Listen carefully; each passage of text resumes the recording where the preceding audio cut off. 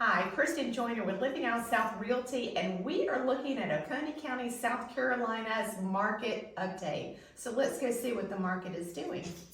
So this presentation is going to be on September of 2024's data for Oconee County, South Carolina. This is going to encompass the cities of Seneca, Wahalla, Westminster, Salem, West Union, Tomasi, and Fairplay. So let's go ahead and have a look and see what is happening in the area. So for many of you that are not familiar with Oconee County, it is sitting on the edge of the Blue Ridge Mountains. There are quite a number of state parks that are in Oconee County. It is actually a really beautiful place, mountainous views, edges of Lake Hartwell border Oconee County, as well as we can find Lake Keowee in Oconee County. So we've got a population a little over 80,000 with 42,000 housing units with over the state average of owner occupancy rate. So we're about 75%. Median income is 56,000, and the building permits that were pulled in 2023 were 833. Currently, we have a market absorption rate of about three months of inventory. So if no other buyer, no other seller came into the marketplace, it would take 3 months to sell all of the homes that are currently on the market. This data, by the way, is coming from census.gov.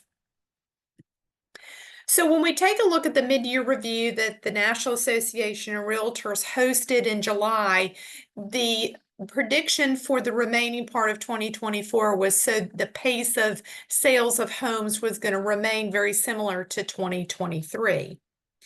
With that, when we take a look at what is the data produced from the South Carolina Board of Realtors, this is a cumulative data of all of the MLSs within the state. We are looking at a 40% increase of month supply with a market absorption rate of 3.5 months. That is ticking up the days on market to an average of 65 days. And yet our closed sales year over year is down just to almost 6%. So the market is beginning to slow just a wee bit in the third quarter. So when I take a look at the data for the past 72 days, so this is going back to July 1st and taking a look at everything that is either is on the market, pending, or everything that closed since July 1st, we're having an activity of 391 homes for sale in Oconee County. That is a range from the lowest house price being, of course, below 100, and the maximum house price at 4.5 million. And we are looking at an average or the median days on market of 63. Pending, we have 131 pending homes currently in Oconee County, and then we are looking at a median average of 56 days in the market. So what that's telling me is that the homes that are pending, actually it took less time because maybe possibly you could assume that condition was superior, and you could also assume that price was appealing to the home buyer. These are the closed sales since July 1st. So we're looking at just 72 days. And there were 261 homes that closed in Oconee County with the maximum price of 2.9. Now notice on the previous slide, we have a pending that's close to 4 million. Market absorption rate ends up being about 3 months of standing inventory, which is below the state average as well as the national average right now, which tells us again that Oconee County is a popular area. It takes an average of 55 days to be able to close on a home, or an average days on market. And so that's important for us to see that days on market for the pending and active is actually surpassing than what closed since July 1st of 2024 to today. We've got a median sales price of 340, which is a great sales price. And again, I believe that is below the state average as well. So what does this mean? So as we start coming into the closeout of the third quarter and enter into the fourth quarter, actually today we have an average interest rate that just dropped again about just a quarter of a point. So we have a 30-year fixed average interest rate of 6.5, and that is actually below what predictions were made in July. So we'll be curious to see if there is buyers that begin to come off of the fence and start entering into the market.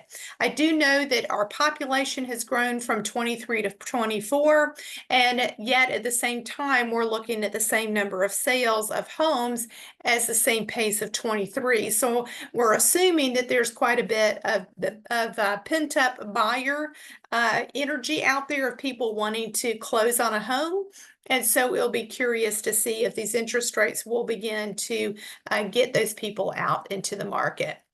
As a gentle reminder, I want you guys to remember that homes can be used as a vehicle to build wealth. This chart is one of my favorite charts because it really allows us to visualize what a house can end up meaning for a homeowner.